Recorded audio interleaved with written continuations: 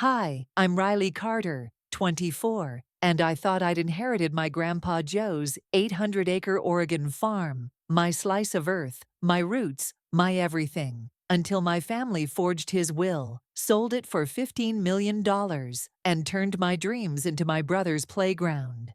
Imagine golden wheat fields stretching under a big sky, the groan of an old windmill, and Grandpa Joe, my mom's dad, showing me how to plant seeds when I was just a kid, with dirt-streaked knees. "This is yours someday, Riley," he'd say, his voice gravelly but warm, eyes twinkling like he saw a future I couldn't yet grasp.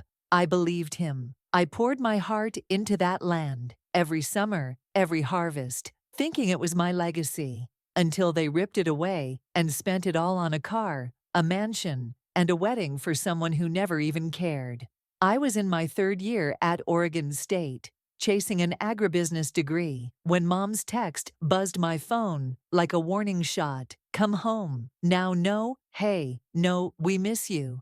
Just a cold-clipped order that set my stomach churning. I drove 4 hours from Corvallis, my beat-up pickup rattling down the gravel road to the farmhouse. The fields rolled out, like always, endless and golden, but something felt off. Too quiet, too hollow. No Grandpa Joe tinkering with the tractor, no chickens clucking in the yard, just Mom and Dad inside, faces stiff as boards, and Ethan slouched on the couch, scrolling his phone like he'd already cashed the check, which turns out he had. "We've got news," Mom said, standing by the kitchen counter, arms crossed tight, her blonde bun pulled so severe it matched the steel in her voice. "Grandpa Joe left you the farm. Congratulations, Riley." My heart leapt, a rush of warmth flooding me. I could almost hear his laugh, feel his rough hand on my shoulder. "Really?" I whispered, a smile tugging at my lips. Ethan snorted without looking up. "Yeah, your farm, until we sold it." My breath caught, the room tilting, as Mom's mask slipped. $15 million, she added, cold and matter-of-fact. Ethan needed it more. I blinked, the words hitting like a punch I didn't see coming. "What?" Dad leaned back in his recliner, gray beard twitching with a smirk. "He's got big plans, Riley. A $10 million Bugatti Chiron to roll up in style, a $4 million mansion in Portland, and $1 million for his wedding to Chloe. You're too soft to handle that kind of legacy." His eyes flicked over me, dusty boots, faded jeans, hands scarred from years of farm work, and brushed it off like lint. Ethan finally glanced up, smirking wide. "Gotta look good for my girl, sis. Wedding's gonna be epic. Sorry you're not invited." I stepped forward, boots thumping the hardwood, fists clenching until my knuckles burned. "You sold Grandpa's farm, my farm, the one I've worked my whole life for. I planted every field, I fixed every fence. Ethan couldn't even tell wheat from weeds. And you spent it on a car and a party." My voice cracked, raw with disbelief. But I didn't care. This wasn't just land. It was every sunrise I'd sweated through. Every promise Grandpa whispered, now funding my brother's ego trip. Mom's gaze turned sharp, slicing through me. "It's done, Riley. Papers are signed. Ethan's building a life. You're not cut out for this." I spun to Dad, desperate for a crack in his smug grin. "He left it to me. You said it yourself. How could you sell it?" He shrugged, casual as if I'd asked about dinner. "Things changed. Ethan's the one stepping up. You've been off at school playing farmer." Ethan chuckled, tapping his phone. "Checkmate, Riley. Chloe's already planning the cake. 5 tiers, gold dusted. You wouldn't get it." I bolted to the oak desk in the corner, yanking open the drawer where Grandpa kept his papers. My hands shook as I rifled through. There, a copy of his will, my name in his shaky scrawl. "To Riley Carter, my farm at 800 acres. My chest tightened, tears pricking my eyes. "This says it's mine," I said, holding it up, voice trembling with hope. Ethan laughed, a short, ugly sound. "Cute. Too bad the real one says different." Mom stepped forward, snatching it from me. "That's just a draft. The final version went to Ethan. Grandpa changed his mind." I froze, The air sucked out of the room. Changed his mind. Dad nodded, standing now, his bulk looming.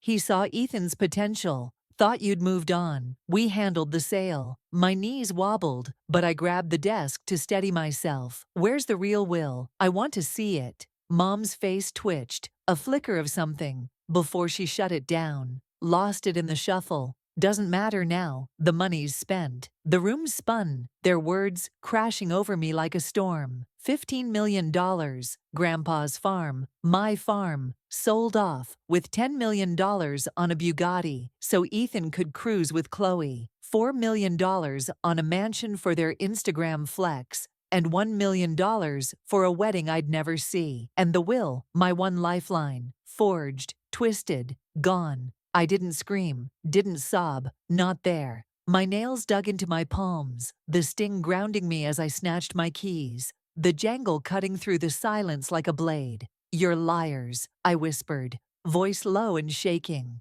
Ethan smirked. Cry about it somewhere else, sis. I walked out, the screen door slamming behind me, the sound echoing across the fields they'd cashed in. In the truck, I sat, staring at the horizon where the wheat used to dance. $50 in my pocket, a half tank of gas, and a family that had just torched my world.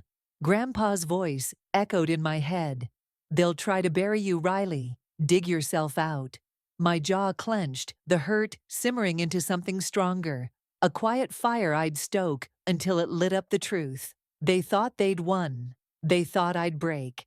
They didn't know me at all. I turned the key, the engine coughing to life, tires spitting gravel as I peeled out. First move, find Aunt Mara. She wasn't blood, just Grandpa's old farmhand turned confidant.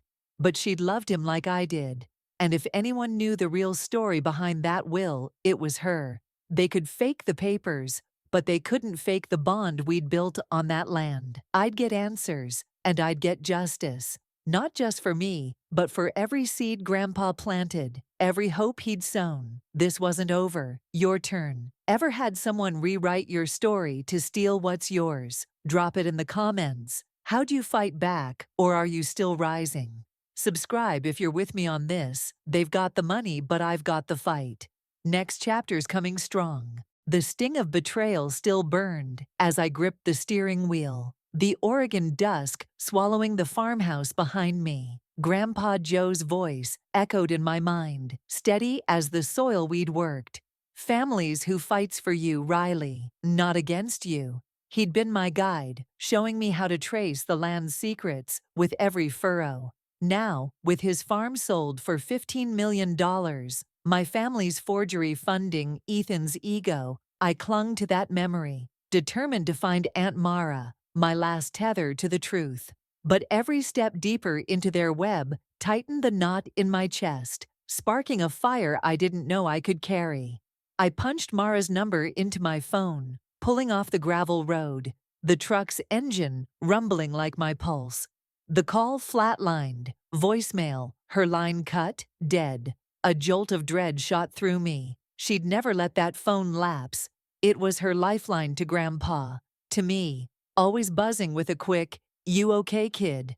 I slammed the gas, tearing toward the farm, or its ghost, hoping to spot her silhouette in the barn, her calm strength cutting through this chaos. Instead, Ethan lounged against his $10 million Bugatti, parked where the hay once piled high, its chrome glinting under the fading sun. He smirked, scrolling Instagram, his latest flex blazing on screen. "Farm cash, sis can't touch this. What are you doing here?" he sneered, eyes glued to his phone. "Figured you'd be sobbing in a ditch by now." I marched forward, dust swirling around my boots. Where's Aunt Mara? She'd know what Grandpa really intended. Ethan's gaze flicked up, sharp and taunting. "Gone, Riley. Bailed after the funeral. Couldn't stomach your drama. Grandpa picked me. Too bad you can't ask him." He chuckled, thumbing his screen. And I caught Chloe's comment. "Can't wait to cruise this at the wedding." My gut twisted, but I kept my tone even. She'd never vanish without telling me. He shrugged, sliding into the driver's seat. "Keep dreaming. She's over you. Mom confirmed it. Now beat it. I've got a tux to fit for the big day. The engine snarled, and he roared off, exhaust choking the air, taillights flashing a smug goodbye. I stood frozen, his words clawing at me. Mara, gone? The woman who'd stood shoulder to shoulder with Grandpa, who'd taught me resilience over a patched fence.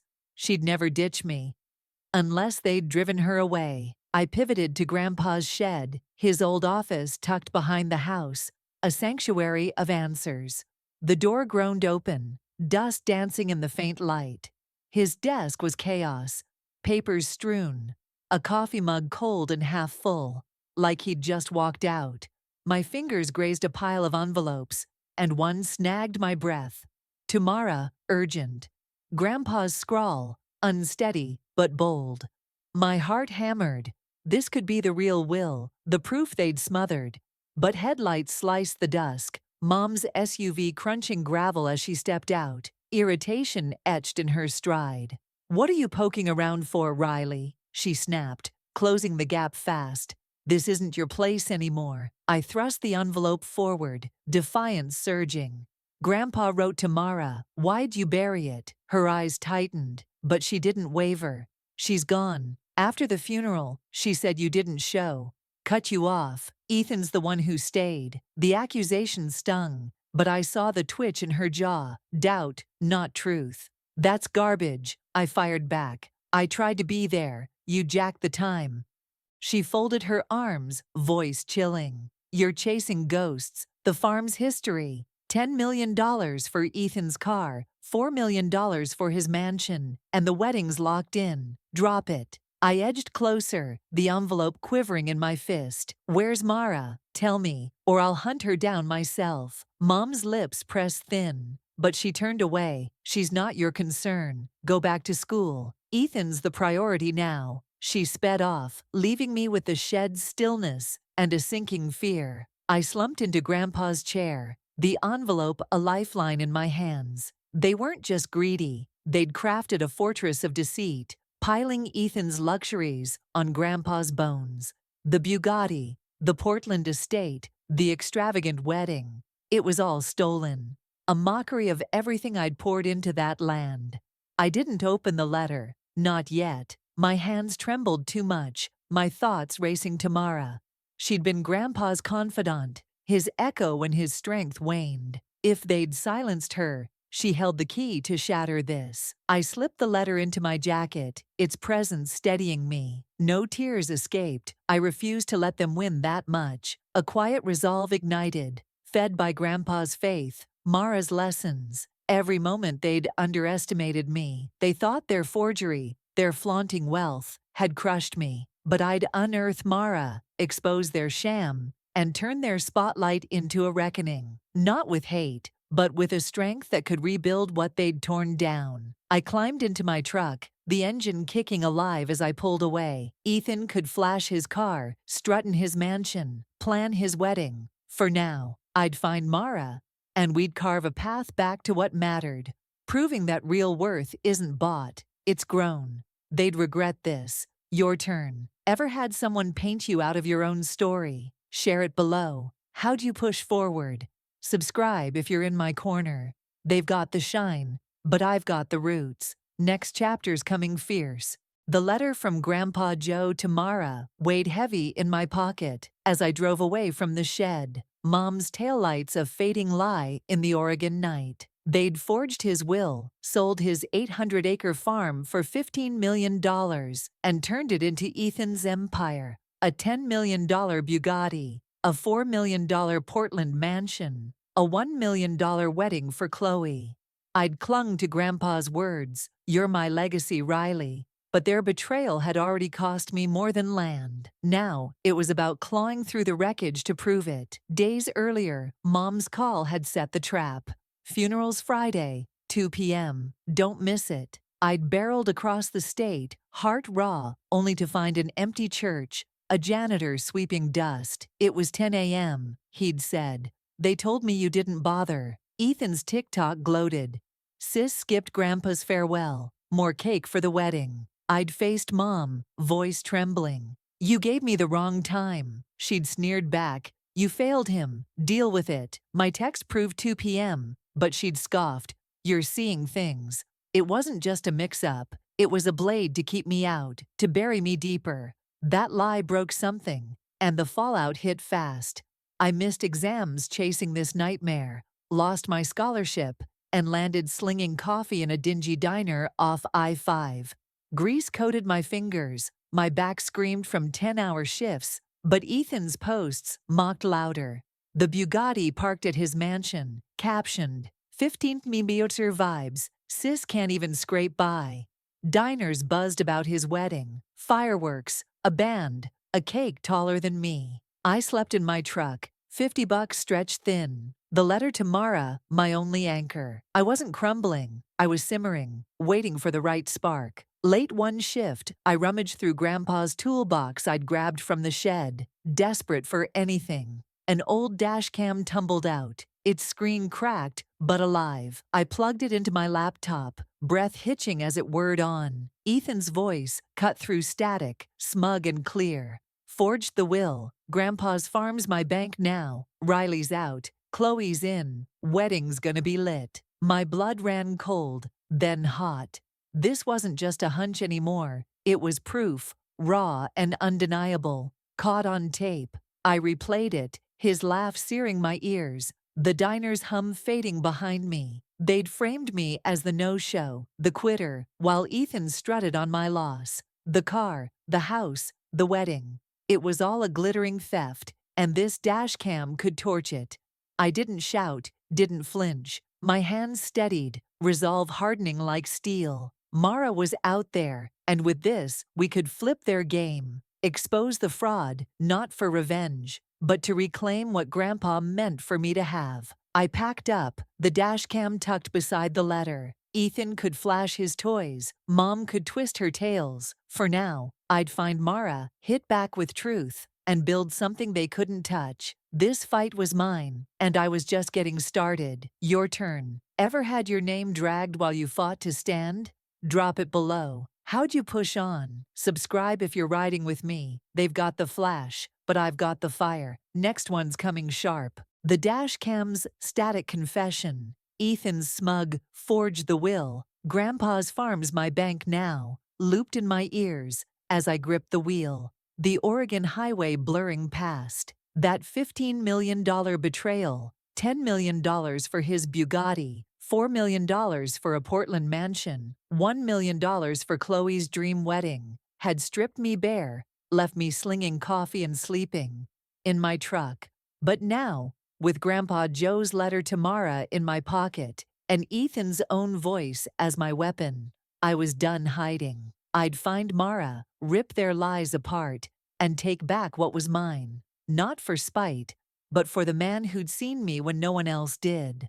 I tracked Mara to a rundown trailer park, an hour east, her last known haunt from a diner regular's tip. The gravel crunched under my tires as I pulled up, spotting her silhouette through a cracked window. Thinner, grayer, but still the woman who'd patched my knees and Grandpa's fences. I knocked, heart thudding. She opened the door, eyes widening, then softening. Riley, her voice broke, and I didn't wait. I threw my arms around her, the letter crinkling between us.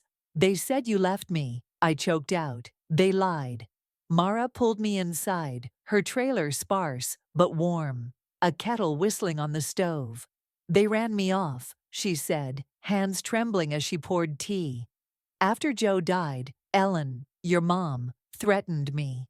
Said I'd lose everything if I didn't sign off on Ethan's inheritance. I wouldn't, so they cut me out. She slid a yellowed envelope across the table. Grandpa's real will, her name scrawled on it. He gave it to me before he passed. It's yours, Riley. All 800 acres. They forged the other one. I tore it open, my breath catching at his shaky script. To Riley Carter, my farm, my heart. Keep it alive. Tears stung, but I swallowed them, handing her the dash cam. Listen. Ethan's voice spilled out, bragging about the forgery, the wedding, Chloe's gold-dusted cake. Mara's jaw tightened, her tea forgotten. That little snake, she hissed, Joe'd roll in his grave. I met her gaze, steel in my spine. They don't get to win this. We hatched a plan. Quiet, sharp, unstoppable. Mara knew a local reporter, Sam Pierce, who'd jump at a scandal this juicy. I sent him the dashcam footage that night. My email short. $15 million farm fraud, caught on tape. By morning, it was everywhere. Local news, Twitter, TikTok. The headline screamed, Oregon heir admits forging will for luxury life. Clips of Ethan's voice went viral. His smug, Riley's out, Chloe's in, racking up millions of views. Comments flooded in. What a scumbag. Justice for Riley. My phone buzzed nonstop, but I didn't flinch. I watched it burn. Ethan's world imploded fast. Chloe dumped him by noon. Her Instagram story occurred. Done with liars, weddings off. The bank seized the Bugatti, tires screeching as they towed it from his mansion's driveway, caught on a neighbor's live stream. The Portland estate hit the market, for sale signs sprouting like weeds, buyers spooked by the fraud stink, wedding vendors canceled, the $1 million deposit gone, planners tweeting, no refunds for crooks. Ethan's TikTok turned to ash, followers tanked. His last post, a shaky, "This is fake," drowned by a sea of laughing emojis. Mom and Dad stormed Mara's trailer that afternoon. Faces red, voices shrill. "Take it down," Mom shrieked, banging the flimsy door. "You're ruining us." Dad loomed behind, fists clenched. "We're broke. Fix this, Riley." I stepped out, Mara at my side, the real will in my hand.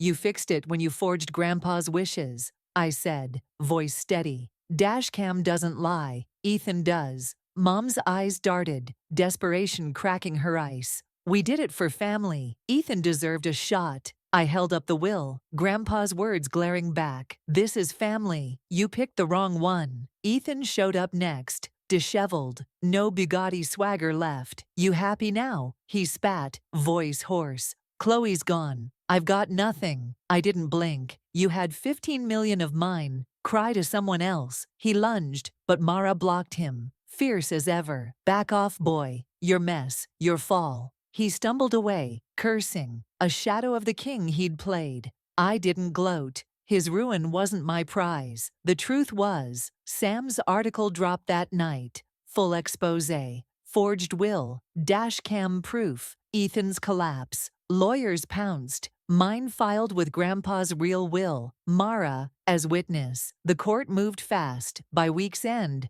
I won. The sale was reversed where it could be. $12 million recovered from Ethan's seized assets. The rest lost to his spending spree. I didn't need it all. With Mara's help, I bought back 400 acres, the heart of Grandpa's land, and turned it into a co-op. Local farmers, fresh starts, no greed. The papers called it Riley's Redemption. I called it home. Mom called once, voice small. "We're sorry. Help us." I hung up, no words left. They'd built Ethan's throne on my bones. Now they'd sit in its dust. I stood on the co-op's edge that night, wheat whispering in the breeze, Mara beside me.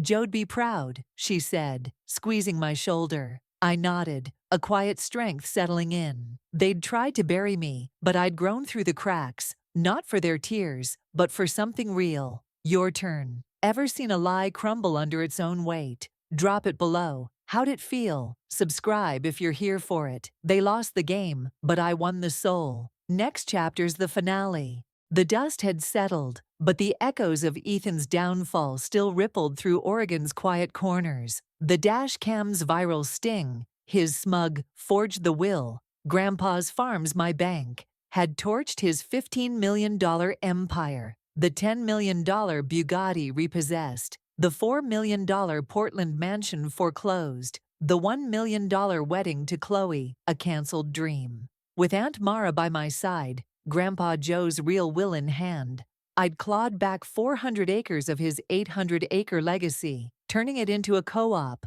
that breathed life into the land they'd tried to bury me under.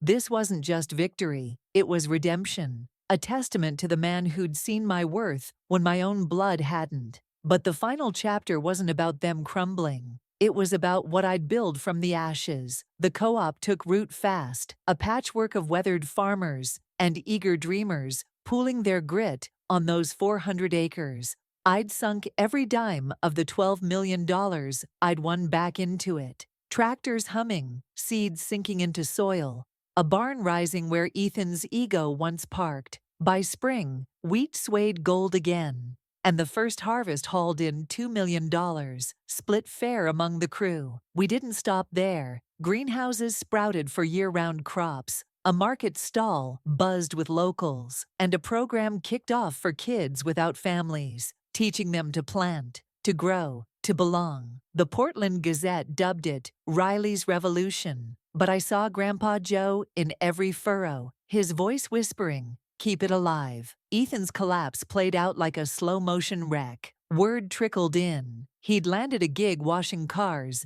at a dealership off I-84, his hands scrubbing rims where they'd once gripped a Bugatti's wheel. A grainy photo hit X, him in a stained apron, head down, the caption snarking, "From 15 million to 15 an hour. Karma's a beast." Chloe was long gone, her socials scrubbed of him, now flaunting a new guy and a yacht somewhere tropical. The mansion sat empty, windows dark, a bank-owned sign creaking in the wind. I didn't scroll for updates. I didn't need to. Their ruin wasn't my fuel. It was just the shadow of what I'd lit up. Mom and Dad unraveled quieter, but no less stark. A shaky video surfaced on YouTube. Mom, mascara streaking, croaking an apology. "We made mistakes. We're sorry, Riley." Comments tore it apart. Fake tears. "Too late, lady." Dad's truck vanished from the farmhouse. Whispers saying he'd pawned it for rent on a one-bedroom in Salem. They called me once. A crackling voicemail. "We've got nothing left. Help us, please." I listened, finger hovering over delete, then pressed it. They'd sown their choice, Ethan's throne over Grandpa's trust, and harvested the thorns. I owed them silence, not salvation. The co-op wasn't just crops. It was a heartbeat. Summer brought a festival, the first on the land since I was a kid. Strings of lights crisscrossed the barn. Tables groaned with fresh pies, and a fiddle band strummed under the stars. Kids from the program darted through, dirt smudged and laughing, their hands full of carrots they'd pulled themselves. A grizzled farmer, Hank, clapped my shoulder, his voice rough. This is what Joe meant, real roots, not cash grabs. I smiled, the ache of loss softening against the hum of life around me. Mara, sleeves rolled up, hauled a crate of squash, grinning. You did it, kid, he'd be beaming. But Ethan couldn't let it lie. One humid evening, a battered sedan rolled up the co-op's drive, him behind the wheel, hair wild, eyes hollow. He staggered out, a crumpled letter in his fist, voice raw. You happy now, Riley? You took everything. My car, my house, my life. I faced him, calm. The barn's glow at my back. You took it first. $15 million of Grandpa's blood. This? I gestured to the fields, alive and thriving. This is what he wanted. He thrust the letter at me, a scrawled threat. You'll pay for this. I'll burn it down. I didn't flinch. Try it. You've got nothing left to light. He lunged, but Hank and two others stepped in, pinning him back. Get out of here, Hank growled. Before we call the sheriff. Ethan spat, cursed, then stumbled to his car, tires squealing as he fled. I handed the note to Mara, who shook her head. He's a ghost now, let him haunt himself. We filed a report, and the next day, word came. He'd been nabbed for drunk driving, locked up on a bench warrant. His fight was over, a flicker snuffed out by his own hands. Fall painted the fields amber, and I found something in the co-op's attic. A battered tin box, Grandpa's initials scratched on top. Inside, photos spilled out. Him and Mara laughing by the windmill. Me at 5 with a shovel too big. A note tucked beneath. His handwriting, faded but firm. Riley's my heart. Mara, keep her strong. My throat tightened, the weight of his faith crashing over me. I hung the photo in the barn, a quiet vow above the bustle. His trust wasn't lost. It was here, growing. The co-op hit $5 million by year's end. Profits plowed back into more land, more hands, more hope. A school group came, wide-eyed kids planting their first seeds, and I knelt beside a girl, her braids swinging. "Will it grow big?" she asked. "If you tend it right," I said, pressing soil over her tiny handful. She beamed, and I saw myself, small, scrappy, believing in something bigger. That night, I stood alone on the ridge, wind tugging my hair, the fields stretching endless below. This wasn't revenge, it was rebirth, a legacy no forgery could steal. Ethan sent one last message, a scratchy text. "You win. Happy now?" I typed back, fingers steady, not happy, whole. "Goodbye." I blocked him, the final thread severed. Mom and Dad faded into rumors, living cheap, chasing handouts, shadows of their old swagger. I didn't look back. The co-op's lights glowed behind me, voices rising from a late harvest crew, and I felt Grandpa's hand on my shoulder, Mara's nod across the years. They'd tried to break me, but I'd built something stronger, not a throne, but a table, open to anyone willing to sit. This land wasn't just mine, it was ours, a promise kept through every stalk, every sunrise. I'd lost a family, but I'd gained a world, and that was more than enough. Your turn. Ever turned loss into something unbreakable? Share it below. What kept you going? Thanks for writing this out. They fell hard, but I rose higher. This is the end. Stay strong out there. If this story resonated with you, don't just keep it to yourself. Hit that like button, subscribe for more powerful stories, and let me know your thoughts in the comments. Your voice matters, and I read every single one. Thanks for watching, and I'll see you in the next one.